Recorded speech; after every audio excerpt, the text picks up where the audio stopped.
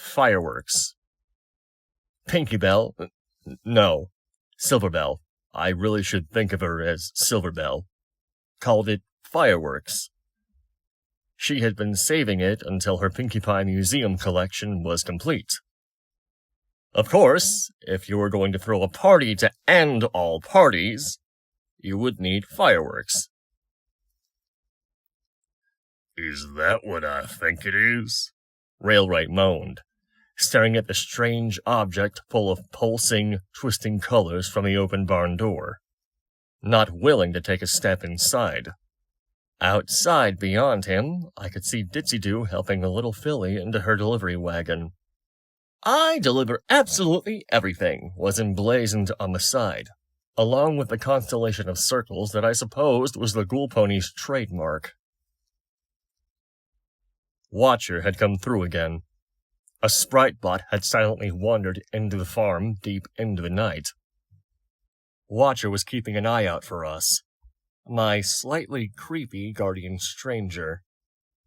It had taken considerably less persuading to get Watcher to contact Ditsy-Doo again for help. Maybe it was because Velvet Remedy's warning had been still fresh in my head, and I had asked nicely, saying please this time. More likely, it was because Watcher had totally freaked out the moment I had led the sprite bot into the barn. Watcher's panicked reaction at the object in the barn had been unexpected and frightening. Rather unlike Velvet Remedy's more refined freakout when she met Ditsy-Doo. Once I had assured her that the Ghoul Pony was a friend, and not a ravenous zombie pony like the herd which had chased us down yesterday, Velvet had smiled and acted perfectly polite. But she was still keeping her distance and giving the ghoul horrified looks. I think the medical pony inside of her was having an allergic reaction to the very existence of pony ghouls. I had expected Ditsy-Doo's personal arrival. Silverbell needed help, and we couldn't provide it ourselves. There was a possible place in Manhattan that could help the poor filly, if it still existed. But as my oh-so-uneventful trek across the equestrian wasteland had already proven, it was far too dangerous to drag some pony like Silverbell along. She needed love and comfort, safety and prolonged therapy. Wandering the wasteland wouldn't provide that, and another hostile encounter might scar her even worse. I worried that her pain and wounds were too deep to heal already. I couldn't risk that. And with the lack of alternatives, New Appaloosa was the only real option I saw. And with what I knew of Ditsy-Doo, it would be hard to find some pony better to help her outside of a professional psychiatrist pony. And I knew Ditsy-Doo would really care for her. I had not expected Railwright to arrive on the wagon, and although he had seemed pleasant before, something about this visit felt foreboding. I turned away from him and back towards the strange object, careful to look slightly above and to the side of it rather than right into the swirling surface. Yep. Calamity was standing just inside the barn, having pulled the door open. He, too, refused to get much closer, although out of reasonable caution rather than abject fear. That's a balefire bomb. Pinky Bell had an undetonated megaspell in her barn. For fireworks. Shafts of pure sunlight pierced the air from hundreds of tiny breaks in the omnipresent cloud cover. It was like the night I first stepped out of Stable 2, only instead of a fathomless abyss sprinkled with stars, what shone through above was a sky of the most beautiful blue. I wanted that sky so badly, but the breaks closed up even faster than they appeared. By noon, the gray covering would be solid again. Ditsy-Doo had wrapped Silverbell in a blanket and was strapping herself to the front of the wagon with practiced ease. She caught me watching her and smiled back, her one odd eye rolling up.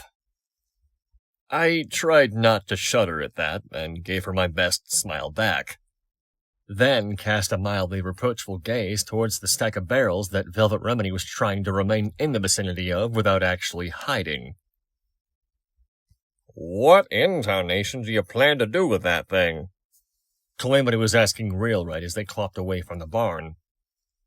"I'd suggest collapsing the barn on it, but that might set it off. Hell, for all we know, moving it might set the gold darn thing off." Railright neighed.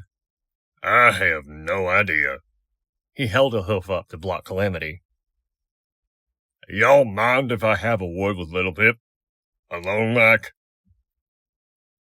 Calamity shrugged and trotted over to Ditsy-Do. Railright approached me. My sense of unease increased.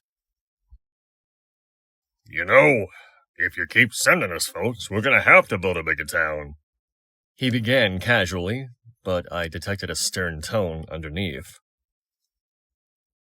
"Well, I'm hoping to be freeing a lot more ponies from slavers," I admitted, thinking once again of Philadelphia. "But I'm only sending them to you because you're the kindest, most decent folk I've met so far." In all honesty, I was beginning to feel a little uncomfortable sending ponies to live in a town that had a history of trading with slavers. I only hoped that the influx of mistreated slaver captives might swing their view. "Don't get me wrong. We admire what you're trying to do. You're out there saving lives, and there ain't no pony complaining about that.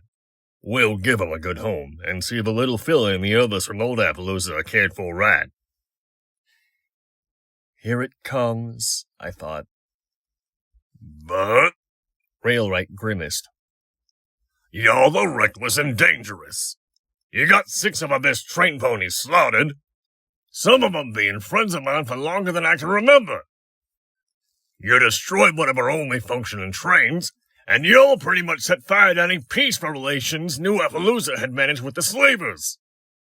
I'll have to be putting extra guard ponies on all the walls now, and we'll need to be sending more guards with the caravans.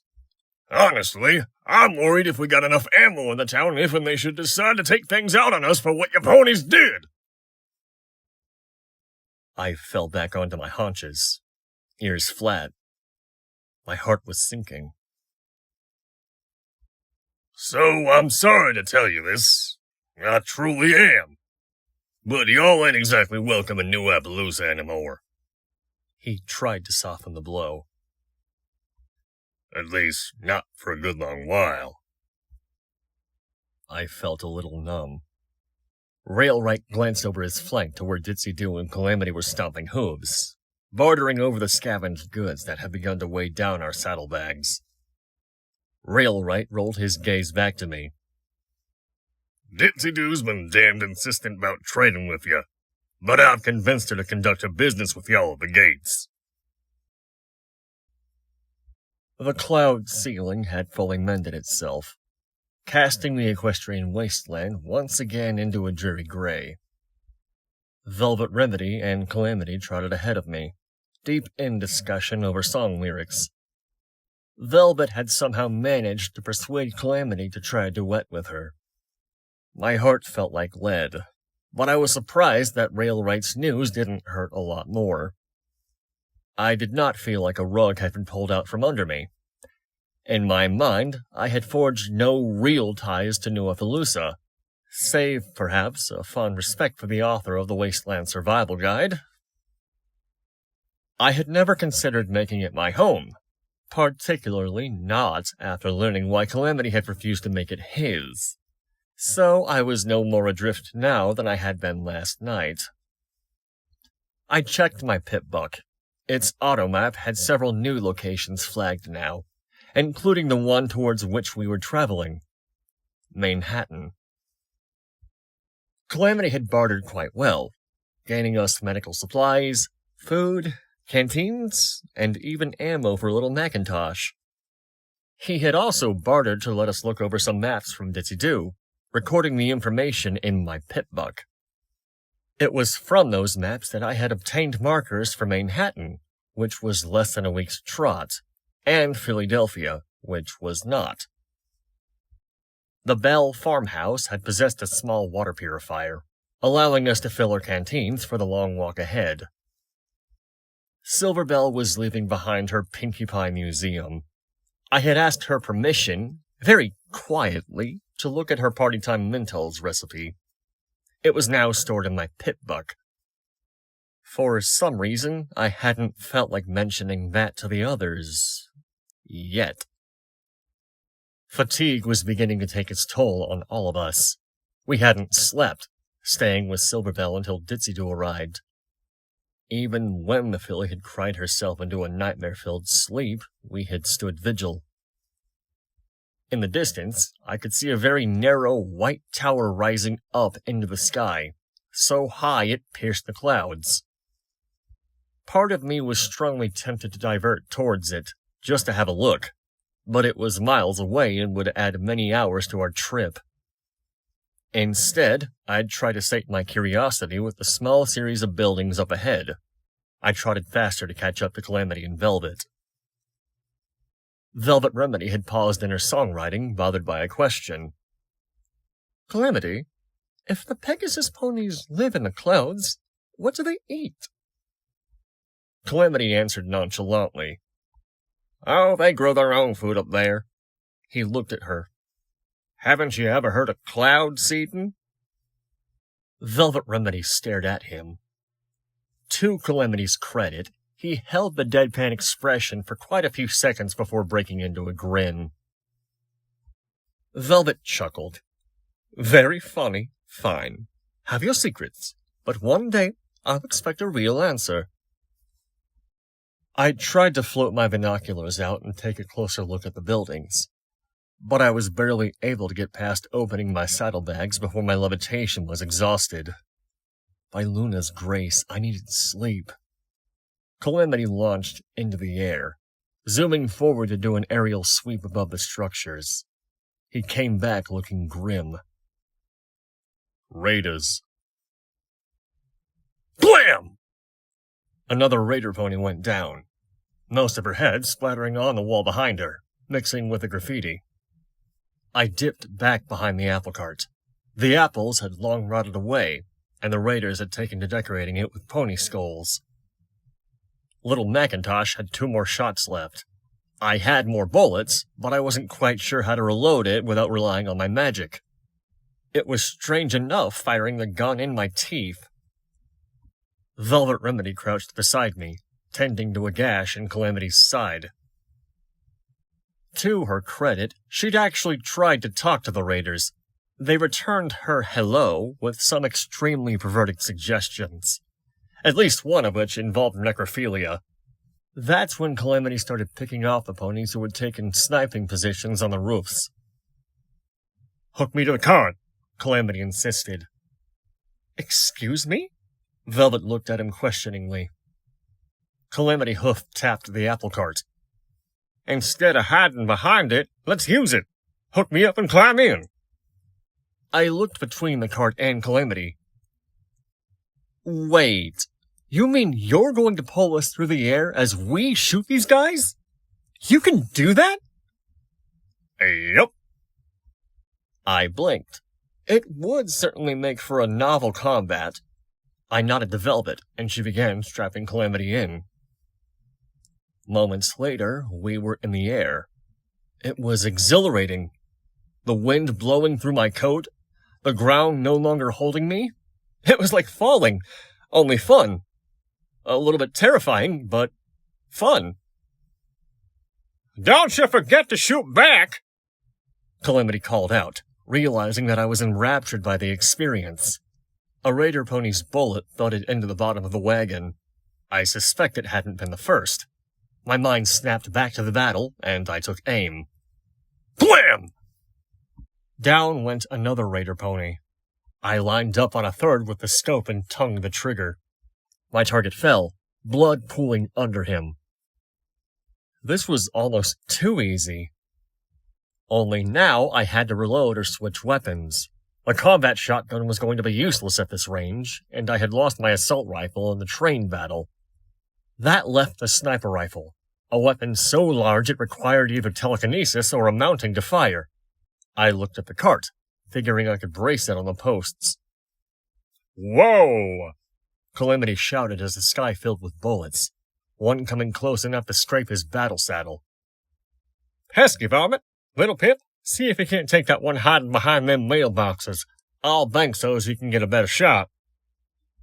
I lined up the sniper rifle, bracing it as best I could, and aimed down the scope as Calamity swung the cart around. I spotted the Raider Unicorn, an ugly mare with only scraps of purple left in her mane. She was mostly protected behind the row of mailboxes, floating a scoped assault carbine, a serious upgrade to the assault rifle I had used before. I held my tongue until Calamity's maneuvering gave me a better shot. The Raider dived almost fully into view, unleashing a torrent of bullets up at us. Slipping into the targeting nirvana of Sats, I barely noticed Calamity's cry as I tongued the trigger and sent the Raider to the goddess's judgment. I felt the wagon tilt dangerously. Calamity! Velvet Remedy cried out beside me.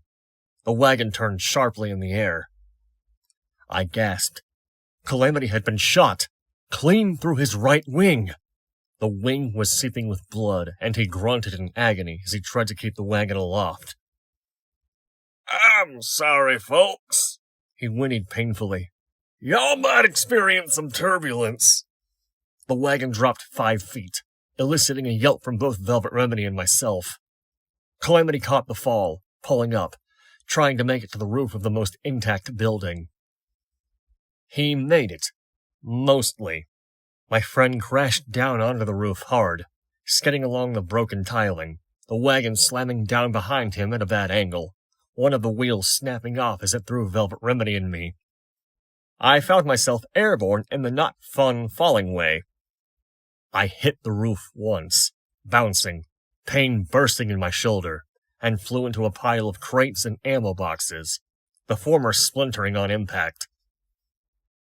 I looked up in time to see the apple cart roll over Calamity, jolting off the lip of the roof with a loud crack, and proceed over the edge, dragging Calamity along with it. Blood smeared the rooftop from his shot wing. The wounded Pegasus gasped and kicked out with his legs, catching and bracing himself against the lip of the roof. He stopped, trembling, the weight of the wagon pulling at him through the still mostly intact harness. Help! Velvet Remedy moaned nearby. The lucky mare had managed to land face first on a nice, soft mattress. Raider bedding. On second thought, perhaps not so lucky. I pulled myself to my hooves, wincing in pain from the splinters and scrapes, and the brutal bruise in my shoulder, and dashed towards Calamity.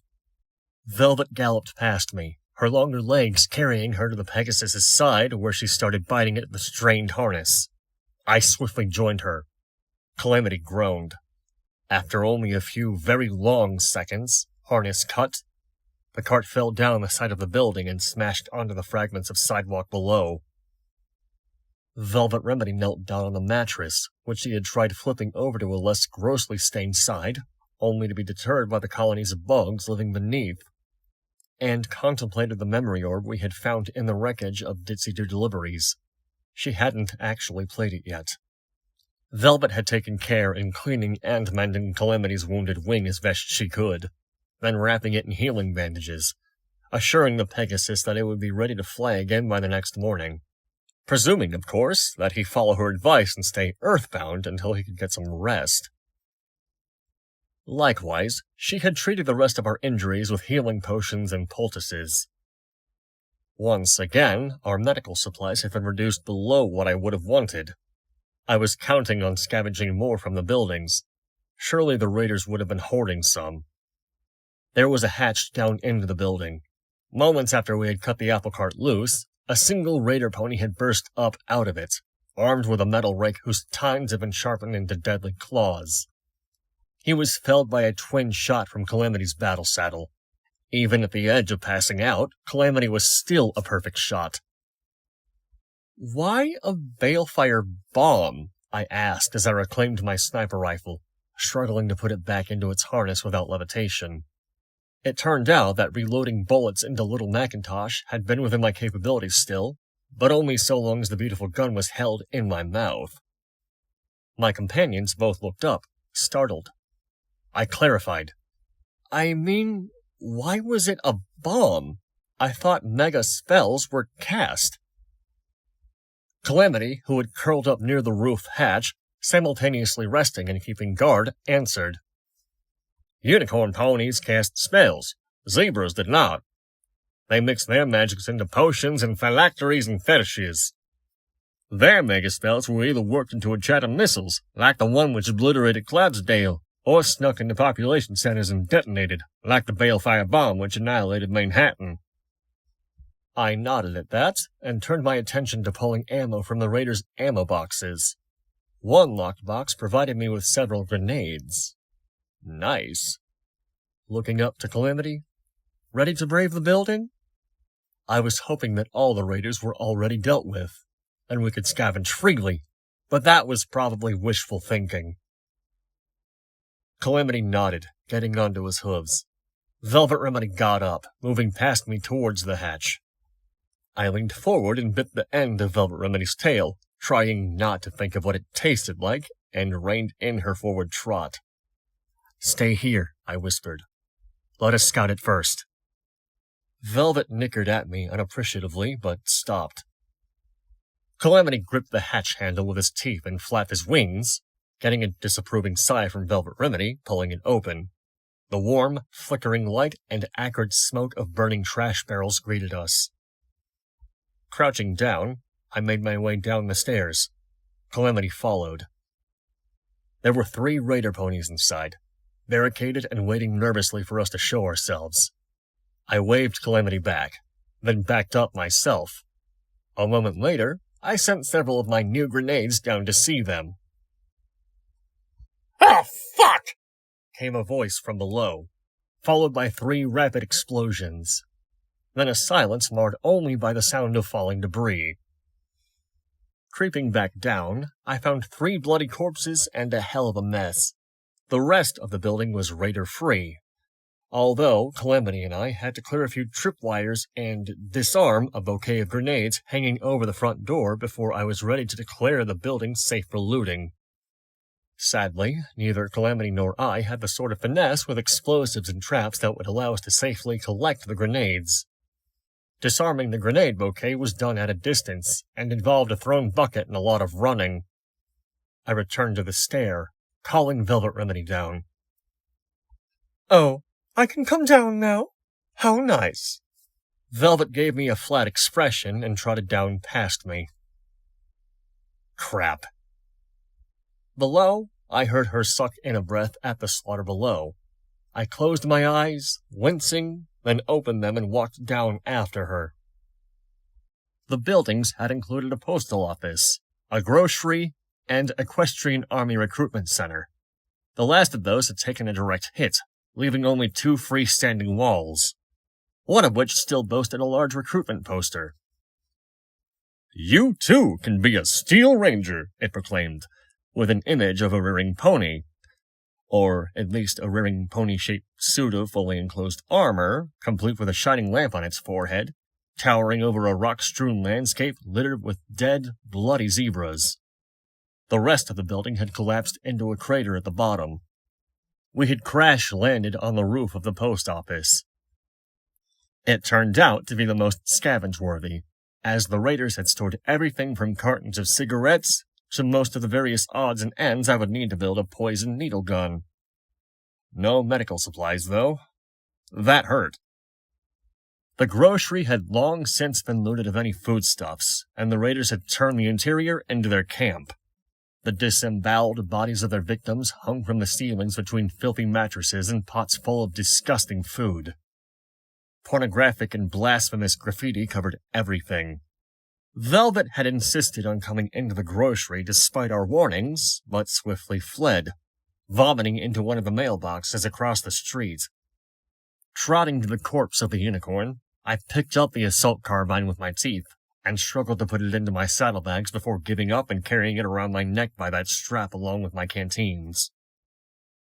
Calamity had stripped the other raider ponies of weapons and goods, leaving their barding behind. And now he was tearing apart their firearms and rebuilding better ones using the best parts.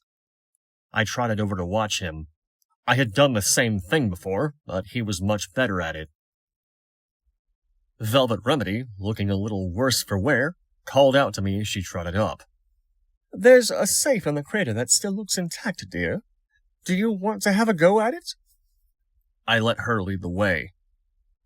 Mercifully, bobby pin and screwdriver was still within my capabilities.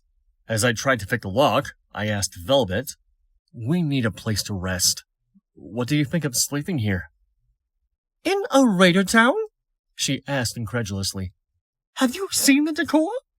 Beyond being unbelievably disgusting, it's exceptionally unhealthy. I half suspect that the reason they were such easy targets for you two was that they were all impaired from disease. No offense." I nickered and focused on the safe. "Besides, there could be more out raiding. Do you really want to be asleep here when they come back?" She had a good point. As tired as I was, this was a horrible place to bed down. The safe opened with a click. Looking inside, I found another stealth book and a copy of Zebra Infiltration Tactics. Know your enemy, as well as several badly aged documents and a number of slightly glowing magical energy grenades. A recorded message was tucked into the back. I downloaded it to my pip-buck and listened. "I'm sending you one of the devices recovered from Shattered Hoof Ridge. Intelligence suggested that the zebras had developed invisibility spell fetishes, but this looks like something designed by the Ministry of Magic. It's even pip-buck compatible. I hate to say it, but it looks like we've got traitors in our midst. If some pony is leaking arcane technology to the zebras, the princess will need to take action." No voice I recognized, but this was the third ministry I now knew by name. Third of six. 6 heroic best friends. 6 ministries. The Ministry of Morale and the Ministry of Peace were the only others I knew anything about. Or were they? No, there was one other, although I hadn't learned its name. The orange bucking pony statuette was clearly one of the limited edition magical artifacts that Silverbell had told us about. The cutie mark of 3 apples was identical to the design on the handle of Little Macintosh. The fact that I could mentally draw a line from one of Watcher's heroines to a weapons factory guarded by pony-shaped robots with living brains in them made me cringe a little inside.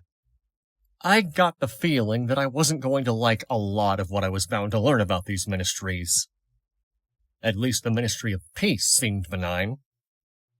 A curving set of train tracks cut a swath through the rolling, rocky hills and intersected with our path, so we had begun to follow it.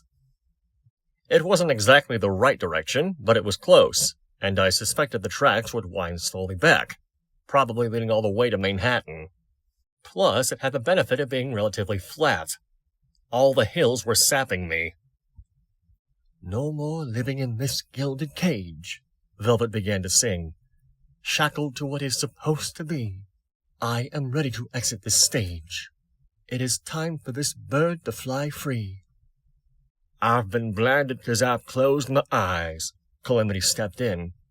His voice was no match for Velvet Remedy's, but he carried a tune amazingly well. "Seeing just what they told me to see.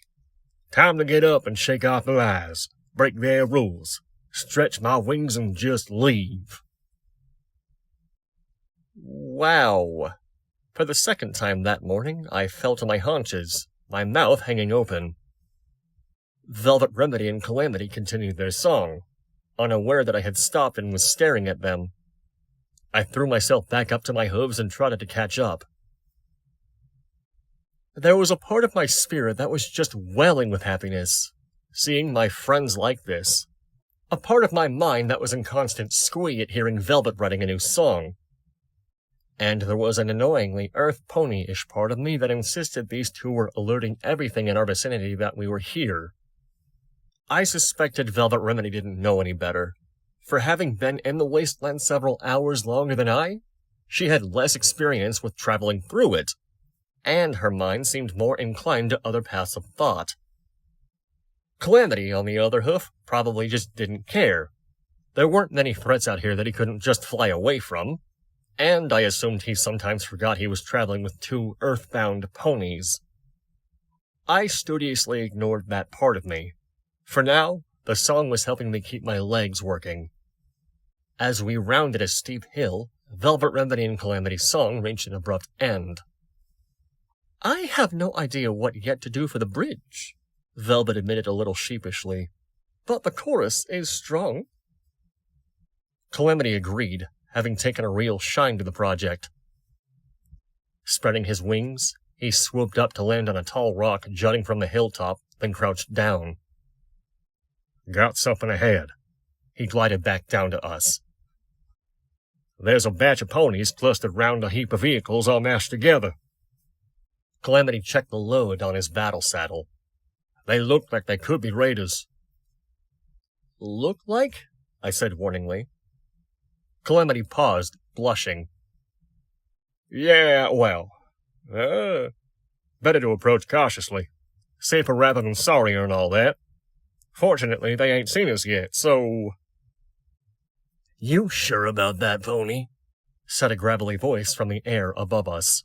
The armored griffin thudded down in front of us in a battle stance. Talons sharp as razors, a jagged scar running up her beak and across where her left eye had once been, and a tri-barreled magical energy shotgun in a quick-draw holster under her breast. The battle-scarred griffin was named God, and we were her guests. I must admit, I found her impressive. God marched us up the tracks to what my pit book labeled Junction R7. Calamity's heap o' vehicles turned out to be an old, rusted train and a stack of wagons forming a barricade over the tracks. The train cars were strange. I had never seen cattle cars before. The wheels on the engine were missing. From the cactus vines growing over much of it, Junction R7 hadn't seen moving traffic for at least a decade. Ponies had converted the trapped train into a guard outpost. Rusty sheet metal formed sheltered huts jutting out from the wagon stack. From the stench of manure, the old switch house on the opposite side was their outhouse. Velvet Remedy lifted a hoof to her nose, eyes watering. Calamity noticed me eyeing the cattle cars. I've heard stories of slavers using those to transport slaves long distances over the rails, he muttered, adding after a moment's thought, Never seen it with my own eyes, though. Taking in the size of the cattle cars, then the number of them on this train, it struck me. That's a lot of slaves. On the other hoof, these ponies were certainly not using them for the buying and selling of ponies. They were dressed in the same sort of makeshift armor that I had taken from the raiders, but a closer look revealed that several of them carried magical energy weapons of one sort or another, and as we neared, most of those weapons were swiftly pointed at us. My ears flattened as I remembered one of the train ponies vaporized, leaving only glowing pink ash behind. It occurred to me only now that I had seen the same effect my first day outside.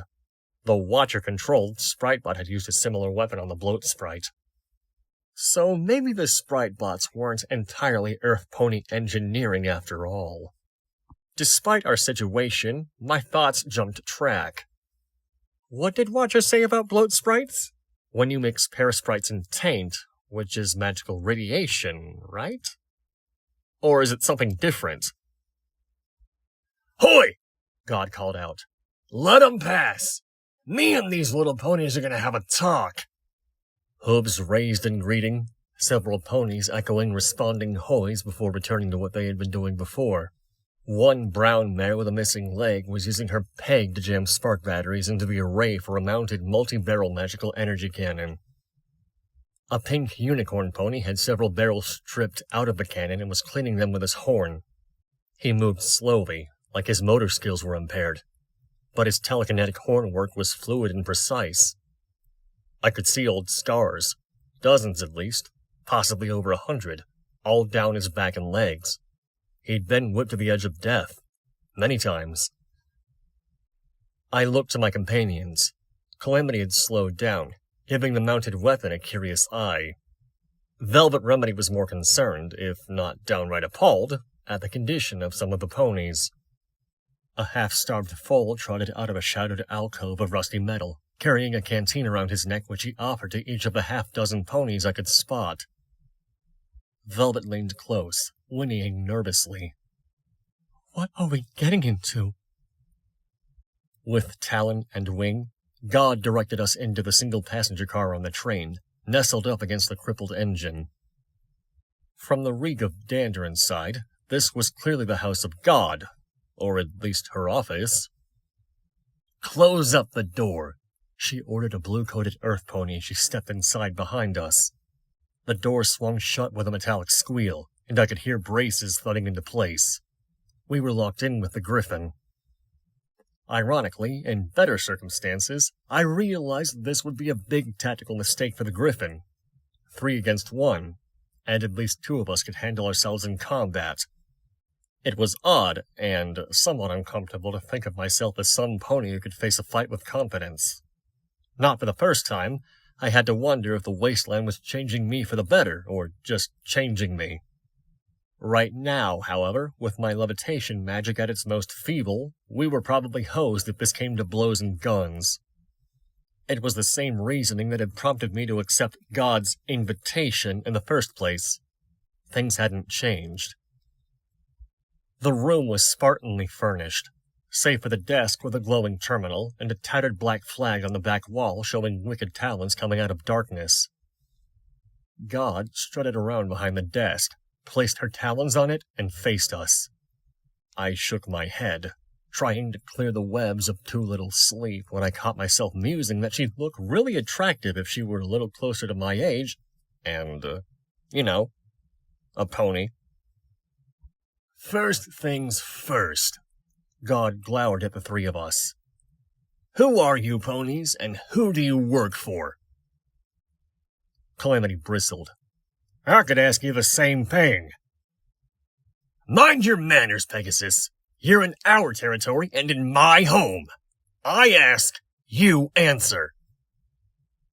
I put a steadying hoof on Calamity's flank, indicating that this was okay. Stepping forward, I'm Little Pip.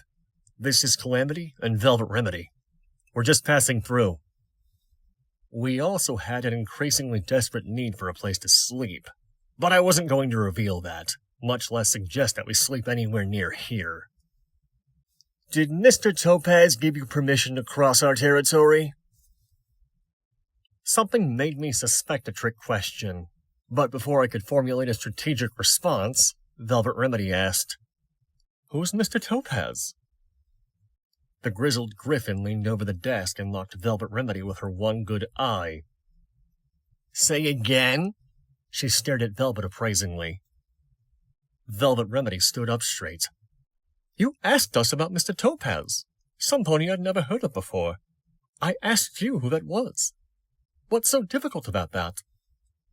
I had to force myself not to face Hoof. However, God apparently saw something in Velvet that impressed on her that the unicorn was sincere. The Griffin sat back. You really don't know, do you? A smile slowly crossed her beak, turning her scar into something unpleasant. Well now, isn't that interesting? She tapped her talon tips together as she considered us. Well? Velvet Remedy prompted. God leaned back, smiling quite a lot now. Mr. Topaz is the Lord and Master of Shattered Hoof, and all territories adjacent. Calamity nickered. I call horse apples. This ain't anywhere close to Shattered Hoof Ridge. God rolled her eyes. No, but you are less than half an hour's flight from Shattered Hoof, the rock-breaking compound, which was named after Shattered Hoof, the battle. Rock-breaking compound. God face-winged. Really? Surely you understand rock-breaking. She stared at our uncomprehending faces, then sighed. Sometimes rocks have gems in them. Unless you got a unicorn who could tell you which ones do and which ones don't, you have to break them open to see what's inside. For crying out loud, you have to have at least passed one of the rock farms in order to get here. Velvet Remedy raised an eyebrow, confused. How do you farm rocks? Easy. You pick a plot of land where rocks have shown a higher likelihood of hiding gems and you farm them. We were clearly not impressing the griffin with our ignorance. Waving a talon, some ponies even used to rotate the rocks around from one field to the other to help improve the chances of gems. That doesn't make any sense, I blurted, interrupting. It wasn't like the rocks grew in gems like seeds, after all. My mind twinged. Calamity only made it worse by suggesting, I think it's tradition. Well, it's a stupid tradition, I argued back. These are rocks. Gems aren't magical. A rock isn't going to be any more likely to have gems in it if you give the rock loving care or extra sunlight or better dirt to sit on. Well, gems could be magical. I mean, how many magical artifacts use gems? You need gems to build magical energy weapons. They use them to focus and amplify the energies. I stared. First, that was way more technical expertise on anything related to the arcane sciences than I ever expected from Calamity. Second, it had never actually occurred to me that gems might be magical. God sat in front of us, impatiently waiting. After a silent pause, I turned back to her. I think we're done now. Please continue. God had a job for us, promised bottle caps and safe passage in return. Naturally, we had some questions, starting with, why us? Because you ponies aren't from around here. You've got no loyalties to any of the people hereabouts. And that makes you free to operate where I can't. Do things a member of Mr. Topaz's employ couldn't get away with. She gave us a narrow look. You getting me? I nodded slowly. You want us to do something that you can't do without being disloyal to Mr. Topaz. But isn't it still disloyal to hire some pony else to do your dirty work? Velvet Remedy questioned. God glowered. Now look here. I have only 2 loyalties. To the contract and to bottle caps. And in that order. She leaned back, looking over her shoulder at the flag behind her. My old crew learned that when they decided to take up Red Eye's offer and turn over the caravan we were hired to protect to Red Eye's slavers. She turned her back to us. Talons don't break contracts. Not even for barrels of caps. They learned that the hard way when I shot them in the back. Her smile turned grim. It was a point of honor. Shooting your friends in the back didn't sound like any code of honor I could understand. Still, God's words opened up a whole flood of new questions from us, stampeding one after another. God was gracious enough for a little while to answer. Red Eye, that guy on the Sprite bots, he runs the slavers? Yes. Ironic, isn't it? He preaches all that horse shit about peace and unity and building a better tomorrow, and he's been building it on the backs of hundreds of slaves. I can't understand how so many of you ponies buy into his hypocritical rubbish. But griffins don't? Hell no! He couldn't pay me enough to make me bite into his poisoned apple. God grimaced, adding, Not that he's offering. No unity for griffins. We're just hired wings to him. And the griffins will work for him? Yes. God seemed to take that as offensive or stupid, or possibly offensively stupid. The Talons will work for whoever pays. Slavers, raiders, good little townsfolk, caravans, whoever's got the caps. We don't play politics and we don't take sides. Unless, of course, it's in the contract. That's been the Griffin way for over 200 years. Red Eye, he gets that. And unlike some folk, he has no reservations about strengthening his forces with our kind. Talons? The Talons, God boasted, looking back at the flag, have been the best mercs in the Equestrian wasteland since before Equestria was a wasteland. She thumped her armor proudly. Can't hire yourself any better. Why does... But God had finally reached the end of her conversational composure. Enough! I'm not your fucking teacher. I'm the one who was hiring you to perform a service. Get it done and done right. You can ask me everything you want to as I lead you safely out of here. I looked to my companions. The chore itself shouldn't be too hard. It was, after all, right in my skill set. I'd barely need the magic I barely had. God clicked her talons together again. Oh, one last thing. Why did I know I wasn't going to like this? What? Collateral. God smiled, a cold and friendless smile. Not that I don't trust you, but I need to make sure you don't plan to march in there and tell Deadeye's all about our little arrangement. So, one of you is staying behind with me. Oh, hell no, Calamity all but growled. Or maybe instead, I suggested reasonably, you could sit on my horn and spin. God actually smirked at that. She opened her talons in a wave. If you decide you don't want the job, you're free to go. I'll just have the ponies outside open up that door and tell them you're not under my protection anymore. She raised an eyebrow, pretending to give us time to mull over the non-choice. You do the job. This is the way you do it. Okay, not so attractive. I glared at the griffin. Fine, you can have me. I winced a moment later and clarified, as your prisoner. God contemplated that for less than a moment. No. A razor-sharp talon jabbed the air in Velvet Remedy's direction. She will stay.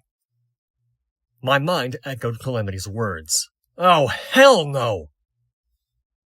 I opened my mouth, expecting the stream of profanity working its way to my tongue would shock even a raider. But Velvet Remedy preempted me. Agreed. What? I turned towards her, aghast. Velvet merely nodded. There are ponies here I might be able to tend to, and your special skills are needed for this undertaking. Wait, God interrupted. Tend to?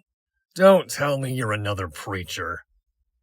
Velvet Remedy fixed the griffin with a stare of her own. Maybe you should have asked more about me before insisting that I stay here with you. Calamity passed me the binoculars and crouched back down behind a formation of boulders lining the hilltop. I took them and looked down into a small, unnatural valley surrounded by ridges. Several rows of tracks cut through the valley, ending at the iron-gated mouth of a fortress. Walls of concrete and barred windows rose up from the ground surrounding a courtyard, most of which was barely visible through a roof of razor wire. Although there was a gaping hole in the razor wire towards one side that some pony on a better day could drop boxcars through.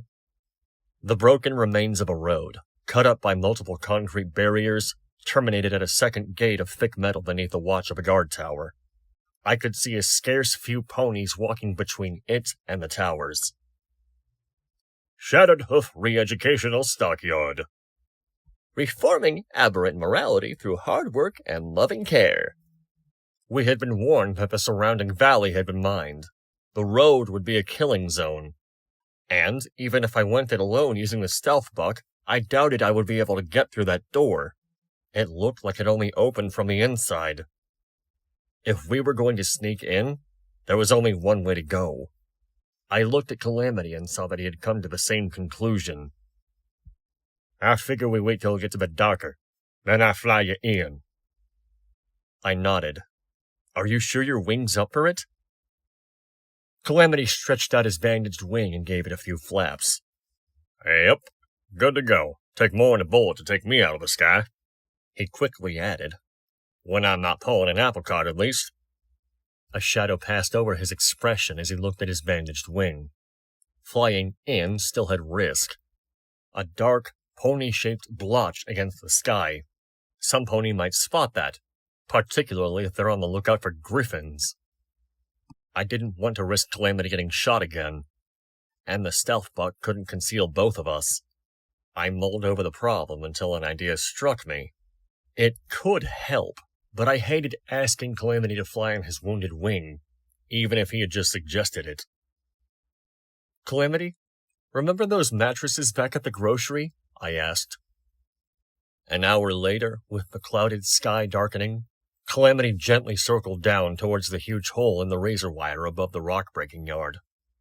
His forelegs wrapped around me, and I, in turn, strained my telekinesis to keep the cover sheet from one of the Raider outpost mattresses flying along beneath us. The mottled, mostly gray color of the rectangle camouflaged our shapes against the sky. Shattered Hoof had become the home of escaped slaves. Many from the train that had been ambushed at Junction R7, who had turned to a life of raiding the local farms. The very idea made my stomach tighten.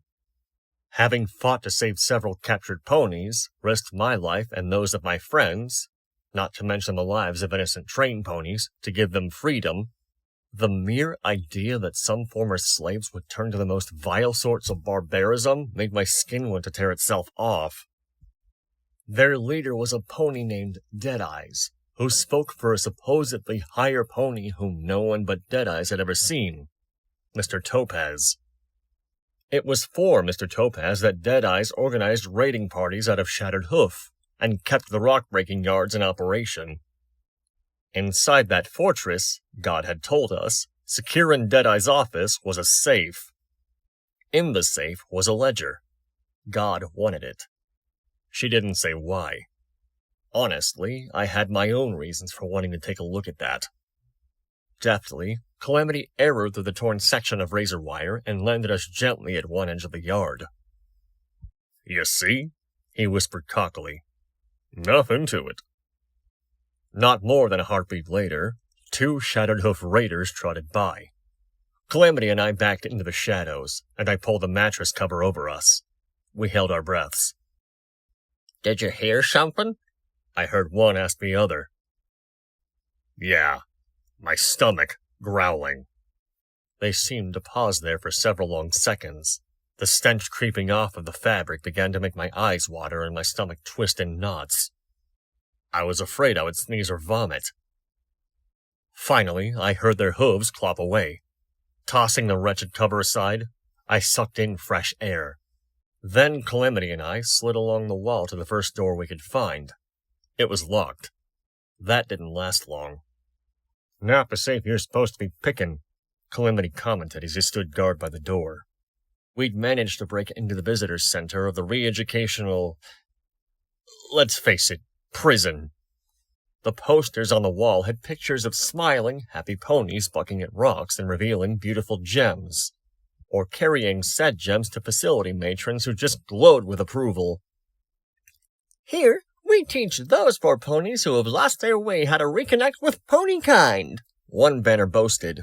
Another, "It's not long before our guests find themselves taking pride in good, hard work that supports the war effort." There simply weren't enough face hoofs in the world to express my feelings. 2 vending machines stood side by side next to Calamity, their lights flickering. Both had been pried open and emptied of Sparkle Cola and Sunrise Sarsaparilla, respectively. The latter machine bearing an image of the goddess Celestia raising the sun over happy sarsaparilla drinkers. We had, however, managed to loot a fair bit of old pre-war coins from both machines. "It'll just take a moment," I replied, floating up bobby pin and screwdriver.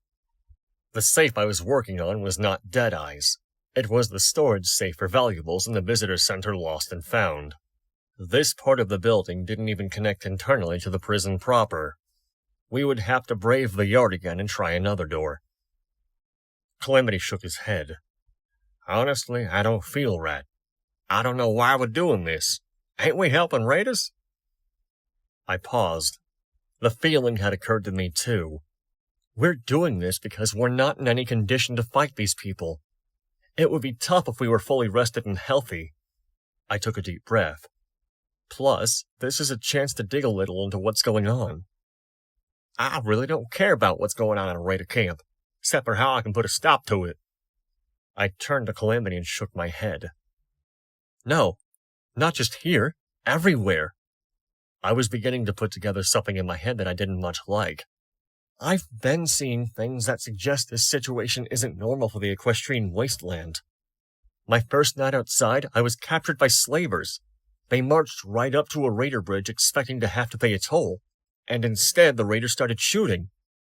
At the time, I just took it as luck, but I don't think so anymore. Calamity gave me a considering look, weighing the ideas I was putting forth. That pseudo-goddess at Old Appaloosa? She was new. The slavers there hadn't seen anything like her before. But some pony named Stern sent that bitch here from Philadelphia to oversee things. And that happened, what, a week or two ago? I returned my focus to the safe. Something's going on out here, and that pony, Red-Eye, is in the center of it. Whatever it is, it has been building up for a long time. I searched for the right words. With a mental lightning flash, they came to me. It's like a river in a storm that is just now on the verge of breaking its banks and flooding everything. Calamity sat down, tipping his hat back as he gave that a good pondering. I suppose that makes sense, Calamity chuckled. Besides, how often can I say I'm on a mission from... Don't? Calamity nickered. I guess not even once. My bobby pin broke.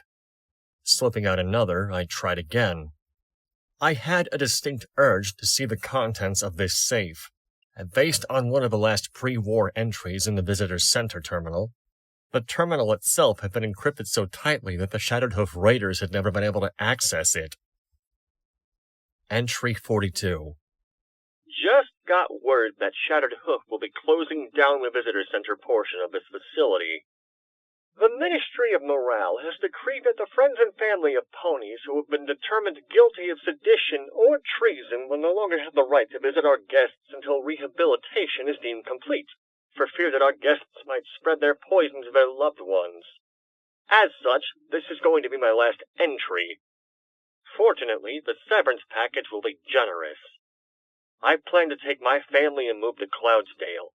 The world below is just a little too ugly for me to be raising my foals in. We've done our best to contact ponies with items still in the lost and found, and most of what remains will be mailed out today. Unfortunately, we've had no luck reaching our recent guest entertainer. Sweetie Belle has apparently fallen off the face of Equestria. I've taken care to store her belongings in the safe.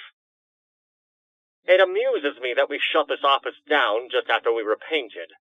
If some pony had said something sooner, we could have saved ourselves a lot of trouble. Not to mention Tiara's new dress, although the rest of us are upset about that. That mare is unbearable. It cost me a bobby pin, but the safe finally opened.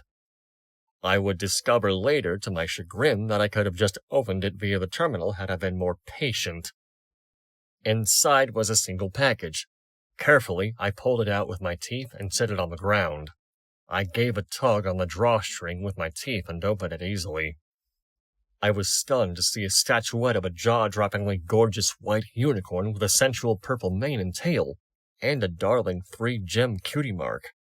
There were other things in the package too, but I totally forgot about them. Are you done visually molesting that statue, girl? Calamity's words disrupted my reverie. He looked impatient. I blushed hotly. She's a looker, I'll give you that. But I'm guessing she wouldn't much appreciate the way you're looking at her. I was just looking, I stammered, then focused all my energy to floating up the statue and slipping it into my bag. I knew I was risking burning myself out completely, but I just had to keep her. And I didn't want to risk marring the statuette with my teeth. The statuette trembled, not wanting to rise from the ground. Then I felt a surge of magical energy, and the statuette floated up gracefully. Whatever blessing this one had bestowed, it had rejuvenated my horn.